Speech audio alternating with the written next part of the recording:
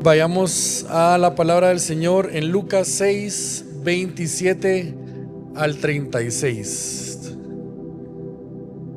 Lucas 6, 27 al 36. Si ya lo encontraste en tu Biblia, di amén. Y el que no dijo amén no trajo Biblia, pero lo vamos a poner en la proyección, no tengan pena. Me confesé en la mañana que con los hermanos del primer servicio que estoy haciendo el esfuerzo por regresar a la Biblia impresa. Hoy no la tengo aquí y es parte de mi pecado, lo siento.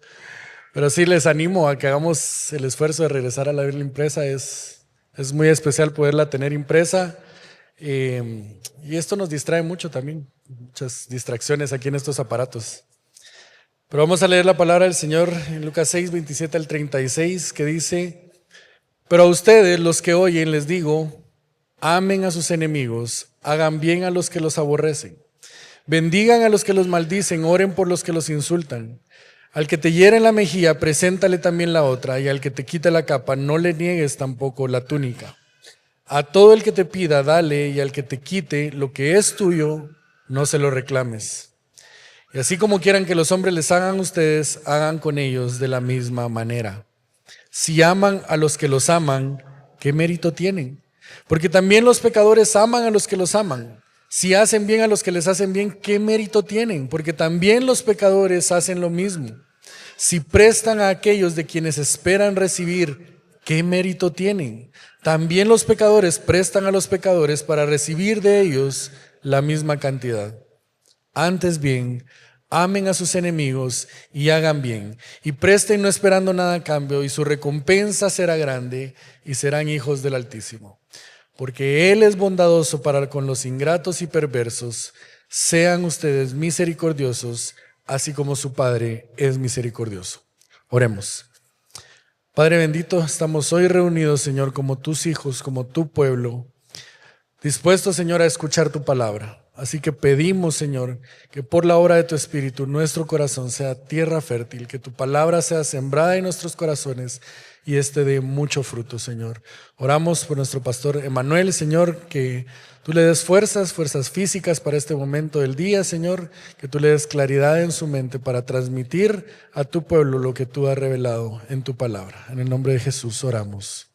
Amén.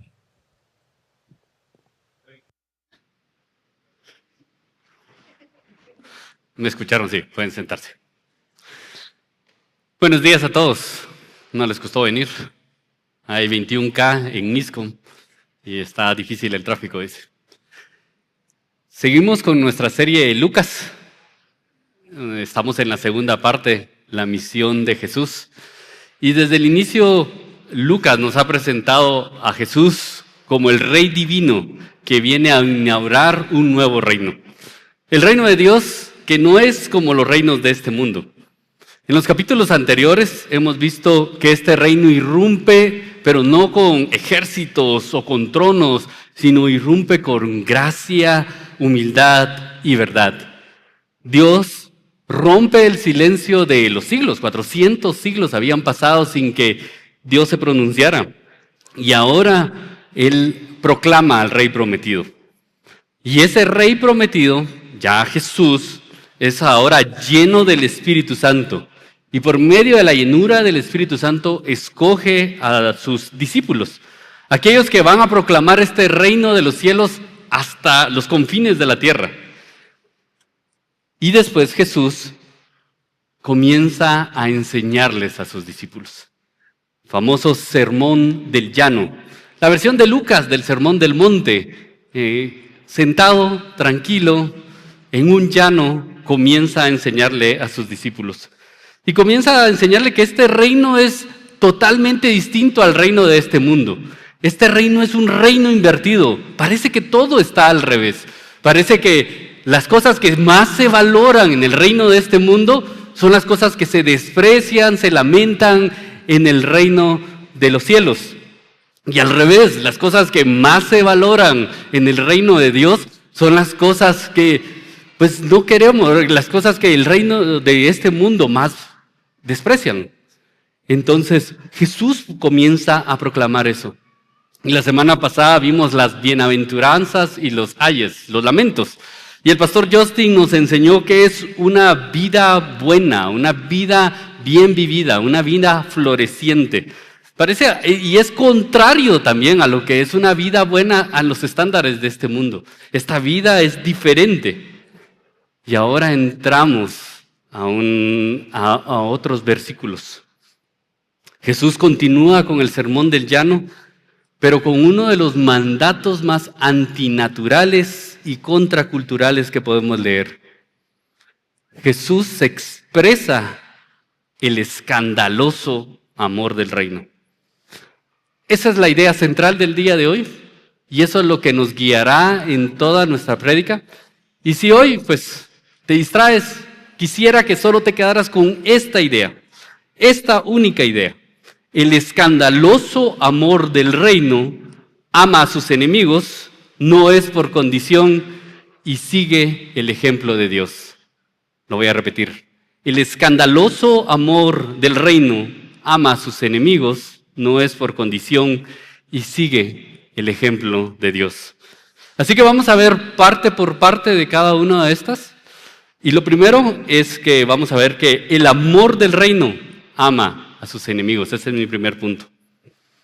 Jesús está hablando en estos versículos y se dirige a un grupo específico, de forma muy directa y personal. Jesús se dirige a aquellos que lo estaban escuchando. Versículo 27. Pero a ustedes, los que oyen, les digo. Jesús se dirige a aquellos que lo oyen, aquellos que tienen el corazón abierto para cumplir los mandatos de su maestro, aquellos que están prestos a sus palabras. Y Jesús no se va por las ramas. Él va directo al mandamiento. Él va directo a decir. Seguimos en el versículo 27. Amen a sus enemigos. Hagan bien a los que los aborrecen. 28. Bendigan a los que los maldicen y oren por los que los insultan. Jesús no establece simplemente el mandato de amar. Él hace claro quién debe ser el objeto de ese amor. Sus enemigos. Sorprendentemente Jesús establece el mandato de amar a aquellos que están en contra de nosotros. Va más allá de amar a nuestra familia, que es natural, amar a nuestros amigos, que también es natural, o nuestros vecinos. Jesús demanda amor hacia los enemigos personales, aquellos quienes nos aborrecen, maldicen e insultan. Y Lucas deja claro quiénes son esos enemigos antes. Versículo 22 de ese mismo capítulo dice: bienaventurados son ustedes, cuando los hombres los aborrecen, cuando los apartan de sí, los colman de insultos y desechan su nombre como malo, por causa del Hijo del Hombre. Alégrense en ese día, salten de gozo, porque su recompensa es grande en el cielo, pues sus padres trataban de la misma manera a los profetas. Así que Jesús quiere preparar a sus discípulos para que cuando venga la persecución, cuando por causa del nombre de Jesús, a ellos los aborrecerán, los perseguirán, los pondrán en las cárceles. Jesús quiere preparar a sus seguidores para que ellos, cuando reciban todo eso, reciban los insultos, el aborrecimiento, cuando reciban el maltrato, ellos demuestren el escandaloso amor del reino de Dios. Y hay que hacer la anotación aquí que para enemigos no son aquellos de los que los discípulos van a aborrecer, sino aquellos que aborrecen a los discípulos. Realmente los enemigos de los discípulos de Jesús son simplemente aquellas personas que no desean a los discípulos porque representan otro reino, representan estándares diferentes y por naturaleza los van a aborrecer. Y Jesús utiliza 3 verbos para aclarar de qué se trata este amor. Y es que en nuestra época moderna, hablar de amor es hablar de sentimientos. Hablar de amor es hablar de bonitas emociones para las otras personas. Pero Jesús no habla de emociones cuando está hablando de amor en estos versículos. Jesús habla de acciones tangibles hacia nuestros enemigos. Él dice, hacer el bien, bendecir y orar.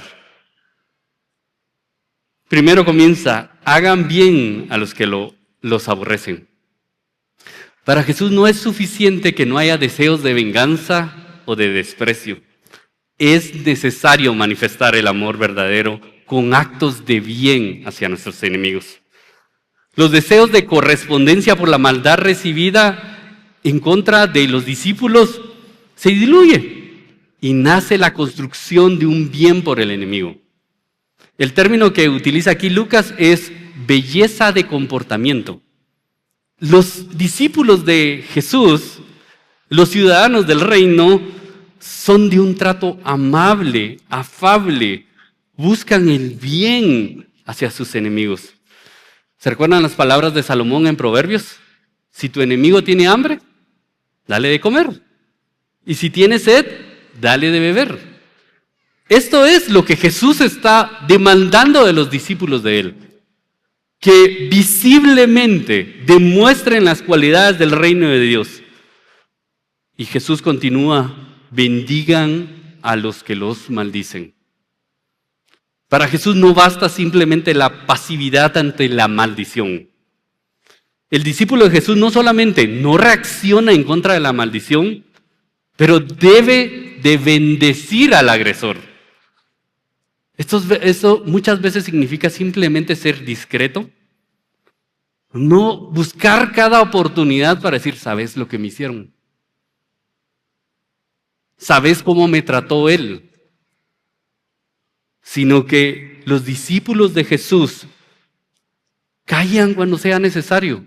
O si no, buscan el lado positivo de las personas para bendecir, para hablar bien de ellos. Con otras personas o con su Padre Celestial. Y claro, hermanos, esto no significa que debemos alabar sus malas conductas. O no significa que no intentemos dialogar y llevarlos al arrepentimiento. Pero si la persona no cede, el ciudadano del reino expresará bienestar a esas personas y no maldición. Y después Jesús dice, oren por los que los insultan. Esta es tal vez la cúspide de las acciones bondadosas hacia los enemigos que Jesús presenta acá. Todas las anteriores es posible realizarlas sin un corazón que ama. Todos podemos hacer el bien, pero por dentro estar ardiendo en contra del prójimo. Todos podemos bendecir con nuestra boca, pero con nuestro corazón deseándole el mal. Pero orar es imposible presentarse delante de Dios e interceder por ellos sin el amor, hermanos. Es imposible que un cristiano pueda amar y no orar por un ser amado. Pero el verdadero amor del reino de Dios se presenta delante de su Dios por su enemigo. Ora por él. Se presenta como Jesús se presentó en la cruz del Calvario y que rogó y le dijo a su Padre, no le tomes en cuenta sus pecados. Los ciudadanos del reino deberían de amar tanto a sus enemigos que oran por ellos continuamente. La palabra que usa aquí Lucas es una oración continua.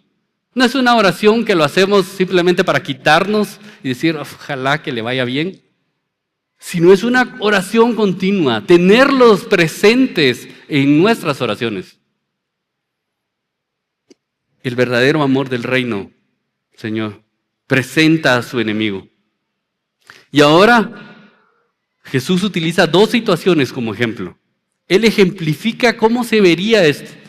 Y son bien claras para los judíos del primer siglo. Para nosotros no son tan claras y son difíciles de entender. Pero para los judíos del primer siglo, estos dos ejemplos llegarían a lo más profundo de su corazón. Versículo 29. Al que te hiera en la mejilla, preséntale también la otra. Y al que te quite la capa, no le niegues tampoco la túnica. Una bofetada era mucho más que la agresión física. Era una señal de desprecio que daba el ánimo de ofender a la persona. Se realizaba con el dorso de la mano contra el rostro de la persona era una señal de ofensa en contra del honor de la persona.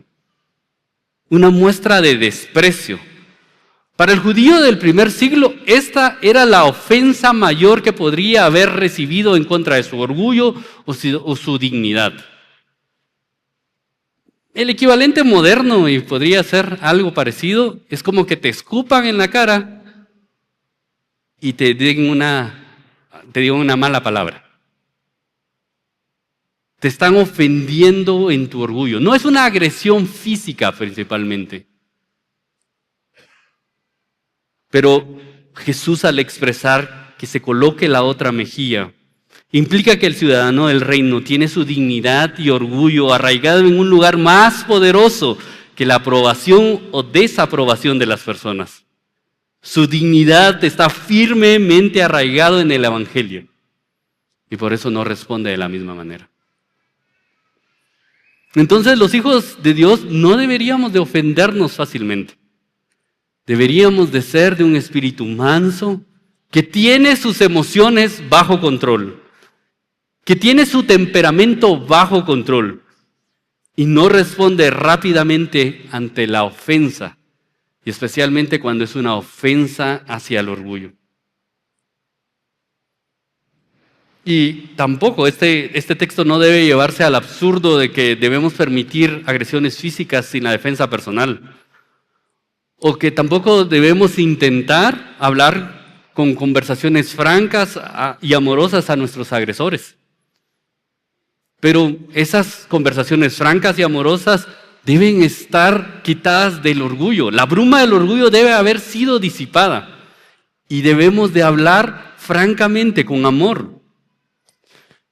Hermanos, pero como pastores tenemos muchas conversaciones en las cuales los conflictos están llenos de orgullo. Muchas personas dicen, no puedo creer que él me haya tratado así. Yo no voy a permitir que él me diga esas cosas. El orgullo está a flor de piel y ha hecho una neblina tan profunda, tan densa, que es muy difícil la conversación franca, honesta, amorosa y que lleve a la reconciliación. En lugar de ponernos en la otra mejilla, lo que hacemos es poner nuestro orgullo delante de nuestro hermano. Pero Jesús nos manda a colocar la otra mejilla. Dejar al lado nuestro orgullo. Buscar la fuerza en el Evangelio para la reconciliación. Y esto es difícil, hermano. Después Jesús continúa con otro ejemplo. La capa que es quitada. En la legislación hebrea, la ropa podía ser demandada como garantía de un préstamo, pero tenía que ser devuelta a la puesta del sol para que sirviera de abrigo por la noche. La imagen que Jesús representa aquí es de una injusticia sumamente personal. Los que pertenecen al reino de Dios no odian al que les pretende despojar injustamente de sus posesiones y asumen una postura de generosidad desmedida que está dispuesto a entregarlo todo. Esta es una injusticia sumamente personal. Podríamos decir es una injusticia en el trabajo. Te quieren quitar tu aguinaldo, te quieren quitar tu bono 14, tu indemnización. Es increíble cuántas peleas llegan a ser por el derecho de lo que es mío. Las posesiones materiales llegan a ser una piedra de tropiezo donde muchas personas caen en amargura, en resentimiento. Las herencias se convierten, en lugar de una bendición, se convierten en una maldición para las familias. Y terminan creando grandes abismos entre hermanos. Abismos que llegan a ser irreconciliables. Pero la respuesta de Jesús es: ofrece todo, porque tu seguridad no está en lo que posees. Ofrece todo, porque tu seguridad no está en lo que posees. Y Jesús concluye esta primera parte con el versículo 30. A todo el que te pida, dale, y al que te quite lo que es tuyo, no se lo reclames. Y lo mejor que puedo hacer aquí es leerles lo que comenta Samuel Pérez Milos acerca de este versículo en su comentario de Lucas. Él dice: el Señor concluye la enseñanza sobre la no resistencia llevándola al plano del amor y de la atención hacia el necesitado. El espíritu natural del hombre le lleva a retener lo que es suyo y a no compartir lo que posee. Quien odia a su enemigo que lo maltrata, tampoco amará a quien necesita algo de lo que él tiene. Porque lo uno y lo otro es darse hacia los demás. De ahí que Jesús diga: al que te pida, dale. El amor supremo de Dios le llevó a salir de sí para encontrarse con el perdido. La gracia admirable de su misericordia no esperó a que el fracasado, pobre, ciego, desnudo, hombre, volviera a él clamando por compasión, sino que saliendo de sí mismo en la persona de Jesús, de su Hijo, vino al encuentro del necesitado para darle amplio y generoso perdón y otorgarle los favores de su gracia y misericordia. Así que, hermanos, el escandaloso amor del reino ama a sus enemigos. Y después Jesús continúa con la segunda característica. El amor del reino no es por condición. El amor del reino no es por condición. Versículo 31. Y así como quieran que los hombres les haga a ustedes, hagan con ellos de la misma manera. No pensé mencionar a Confucio en este púlpito, pero ya hemos mencionado a todo el mundo, así que Confucio también está acá. Confucio una vez le preguntaron: ¿hay alguna palabra que le pueda servir a uno de regla de conducta para toda la vida? Y él respondió: ¿no crees que esa palabra podría ser reciprocidad? Lo que no quieres que te hagan, no se lo hagas a nadie. Esta es la formulación negativa del amor del reino que Jesús está expresando. No solo se trata de no hacer aquello que no nos gustaría que nos hagan, para que todos vivamos en paz, todos vivamos bien. El amor del reino nos llama a vivir en base a la gracia. Nos apartamos de nuestro camino para hacerle el bien a los que más lo necesitan. Hacemos como nos gustaría que nos hicieran a nosotros. ¿No eso fue lo que hizo el buen samaritano?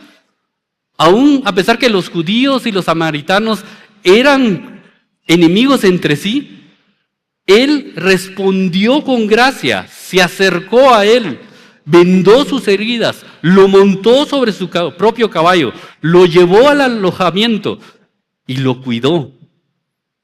Al día siguiente, lo cuidó toda la noche.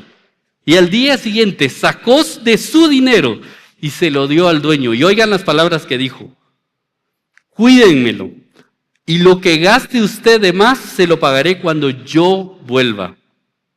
Este es el amor que excede por mucho lo que dijo Confucio: lo que no quieras que te hagan, no se lo hagas a nadie. Este amor muestra gracia abrumadora que quebranta todas las barreras sociales y económicas por hacer el bien del prójimo.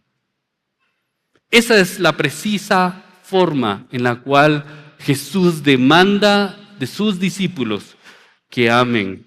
Un desbordante y generoso amor por el dolor ajeno, por la necesidad ajena. Y hermanos, esta semana Dios ha destrozado mi corazón con este versículo.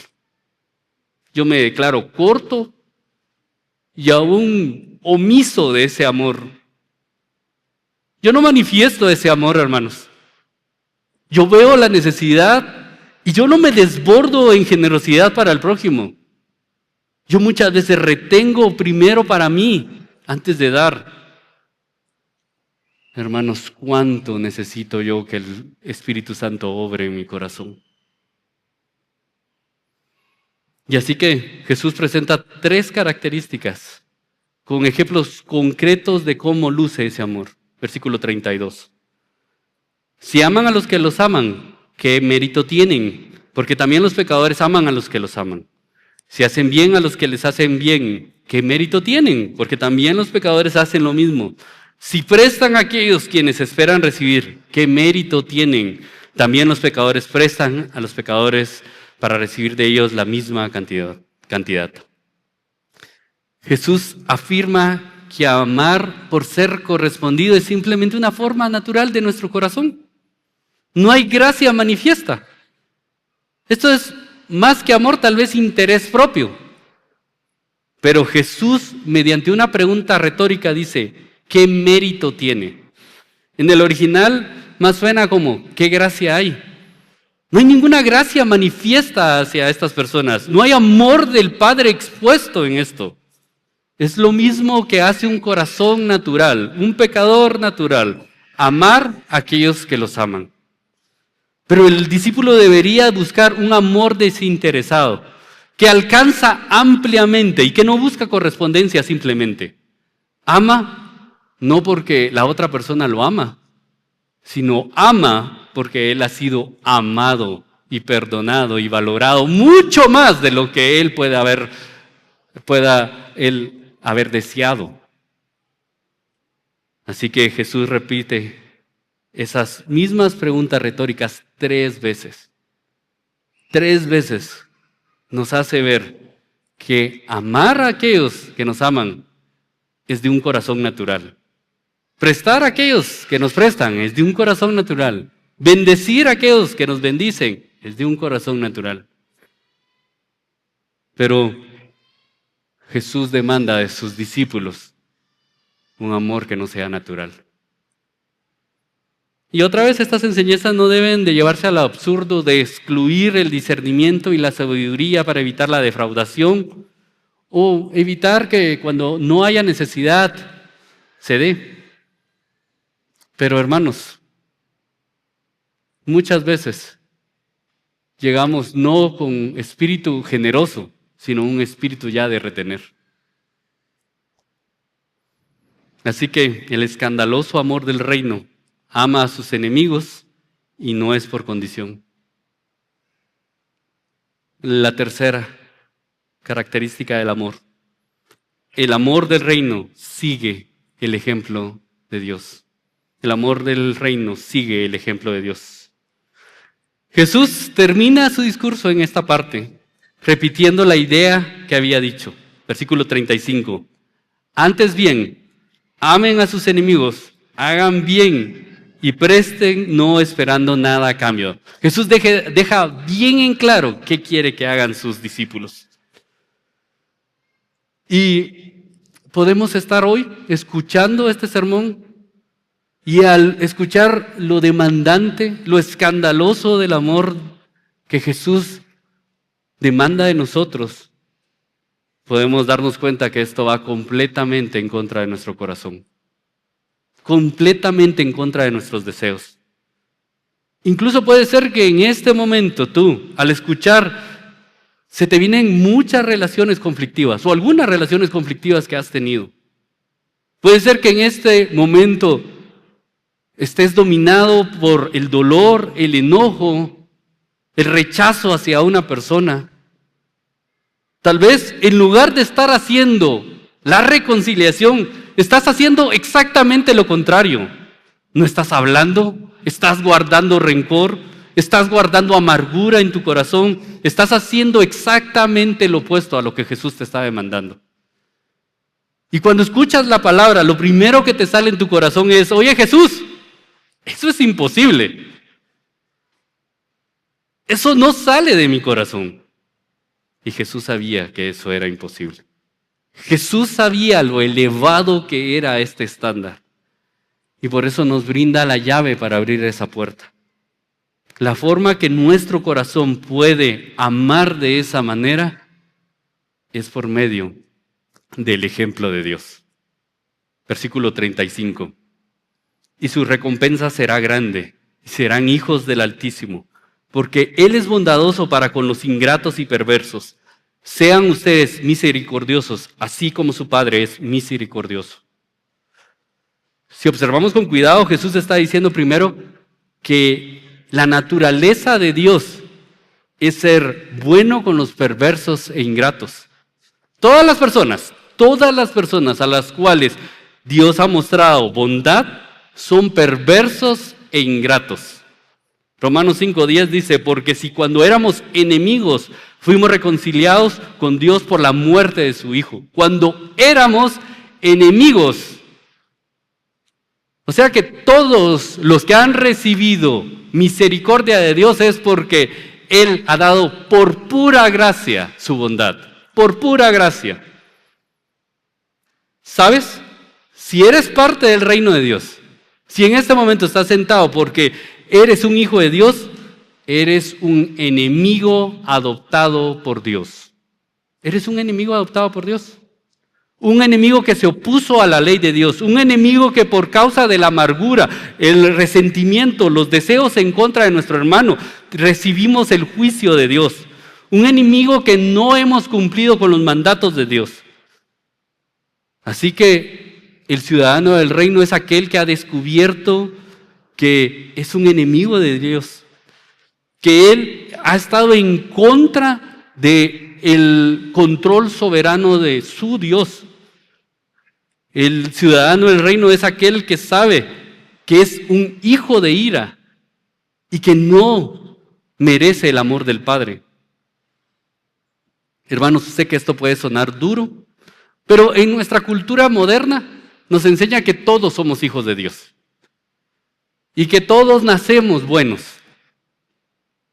Pero si nunca te has considerado enemigo de Dios, tal vez, probablemente, no conoces el Evangelio. Si no crees que alguna vez fuiste enemigo de Dios, entonces probablemente no has entendido el Evangelio. La Biblia dice que cuando éramos enemigos, Cristo murió por nosotros. Cuando éramos enemigos, Él nos atrajo, nos llamó, nos cambió nuestro corazón, nos regeneró y nos hizo hijos suyos. Ahora podemos comer en su mesa. No porque nosotros tengamos algo bueno, sino porque Él por pura gracia nos atrajo a sí mismo. San Agustín dice una frase exquisita y dice, por lo tanto, de una manera maravillosa y divina, incluso cuando nos odiaba, nos amaba. Incluso cuando nos odiaba, nos amaba. Jesús practicó la justicia y nos amó. Practicó la misericordia al mismo tiempo que fue crucificado en la cruz. Satisfizo la justicia de Dios. Pagó por nosotros nuestros pecados y nos amó libremente por gracia. Y esa es la llave, hermanos. Si hoy puedes decir estas palabras, soy un enemigo adoptado por Dios. Si esas palabras las puedes decir y lloras cuando dices, soy un enemigo adoptado por Dios, eso comienza a derretir tu corazón, hermanos. Eso comienza a derretir esas partes donde el orgullo ha penetrado, donde no te deja entrar a la reconciliación. Si puedes decir, yo era un enemigo del Señor, pero ahora soy hijo. Eso es lo que hace que podamos mostrar el inquebrantable y escandaloso amor de Dios por nosotros. Jesucristo ha venido y ha mirado dentro de nuestros corazones. Y ha visto allí a un corazón de enemigo. Ha visto cosas en nuestros corazones, cosas horribles, innombrables, 1000 veces peores de las que nosotros hemos confesado. Y aún así nos ama, hermanos. De la misma manera Jesús nos llama a amar. Hay un famoso teólogo, Dietrich Bonhoeffer, es alemán y escribe como alemán. Y él en su libro, es un libro magnífico, El precio de la gracia o El precio del discipulado, él habla que el amor cristiano no se pregunta cómo tratar al enemigo, sino cómo Jesús lo ha tratado a él. El camino de aquellos que son hijos de Dios es un camino de la cruz. Y él dice una frase formidable. Esto es lo que abre los ojos del discípulo y le permite ver a su enemigo como a un hermano.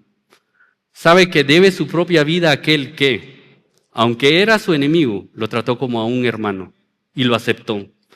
Que lo hizo su prójimo y lo atrajo a la comunión consigo mismo. El discípulo ahora puede percibir que incluso su enemigo es objeto del amor de Dios y que, al igual que él, está de pie bajo la cruz de Cristo. Termino con esto, hermanos. Imagínense un momento en una ciudad romana. Las multitudes llenan el anfiteatro. Los gritos son salvajes. Están ahí para ver un espectáculo. Están ahí para ver a un cristiano morir. Ese día los soldados romanos habían capturado a un anciano de 86 años. Su nombre era Policarpo de Esmirna. Era el obispo de la iglesia, uno de los últimos discípulos vivos de Juan. Cuando fueron a arrestarlo, Policarpo no huyó. Sus discípulos lo querían esconder y él recibió en sueños de que ya era su hora de morir por Cristo. Así que no se escondió. Y cuando llegaron los soldados, les sirvió comida y agua.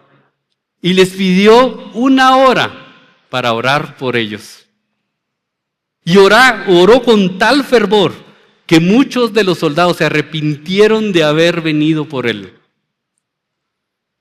Lo llevaron al procónsul de Roma, quien le dijo, el procónsul de Roma le dijo, ten compasión de tu edad, jura por el César, maldice a Cristo y te dejaremos libre.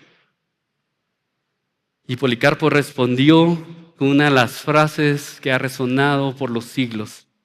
Él dijo, 86 años le he servido y nunca me ha hecho mal. ¿Cómo he de blasfemar contra mi rey que me salvó? El procónsul entonces lo quemó vivo y mientras él se consumía en llamas, él nunca formuló maldiciones en contra de los que lo estaban quemando en ese momento. Ese es el escandaloso amor del reino de Dios. El escandaloso amor del reino de Dios, entonces, hermanos, ama a sus enemigos. No es por condición y sigue el ejemplo de Dios. ¿Y qué hacemos con todo esto? ¿Qué hacemos con todo esto? 2 puntos de aplicación rápidas. Tal vez te estás preguntando en este momento, ¿yo debería permitir que mis enemigos hagan lo que quieran conmigo? ¿Que se aprovechen de mí? ¿Nunca debo defender mis límites o la verdad? Bueno, es una pregunta que vale la pena responderla. Porque el amor cristiano no es ingenuo ni pasivo ante el mal. Jesús no está llamando a tolerar el abuso ni a permanecer en relaciones destructivas sin sabiduría. Pero amar a los enemigos no significa callar la injusticia, sino responder sin odio, sin venganza y con un corazón lleno de compasión. A veces incluye confrontarla con verdad, pero aún haciéndolo así, no lo hacemos bajo el odio, lo hacemos bajo el amor. El amor del reino no encubre el pecado, pero tampoco devuelve el pecado con violencia. Jesús nos llama a un estándar mucho más alto, a romper el ciclo de odio, sino a mostrar gracia y firmeza con ternura. Actuar con misericordia. El amor del reino pone límites, pero aún esos límites reflejan el carácter de este buen Dios. Y segunda aplicación, ¿te has preparado para enfrentar el conflicto? Vendrá a tu vida. Vendrá personas que te aborrecerán. Personas que se opondrán a ti. ¿Cómo estás planeando enfrentar ese conflicto? ¿Cómo estás planeando hacer de regreso este amor sacrificial? ¿Estás meditando lo suficiente en el Evangelio de tal manera que tu corazón ha sido arde por Cristo, arde por el Evangelio, y entonces no te entregas a la amargura, Estás meditando profundamente en el Evangelio. Y hoy, hermanos, vamos a tomar la Santa Cena. Y este es un recordatorio constante que nosotros éramos enemigos de Dios. Que Él tuvo que dar el primer paso para que nosotros pudiéramos ser sus hijos. Que Él tuvo que hacer un sacrificio para que nosotros pudiéramos ser aceptados delante de Él. Así que hoy, como lo decimos, esta es una mesa familiar. Esta es una cena familiar.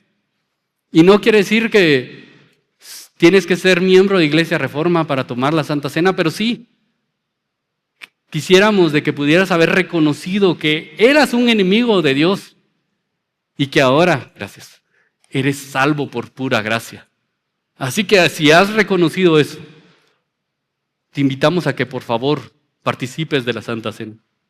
Pero si no, si aún estás meditando sobre esto, si aún no tienes claro si Jesús te hace sentido, te pedimos que te abstengas, nadie te va a juzgar.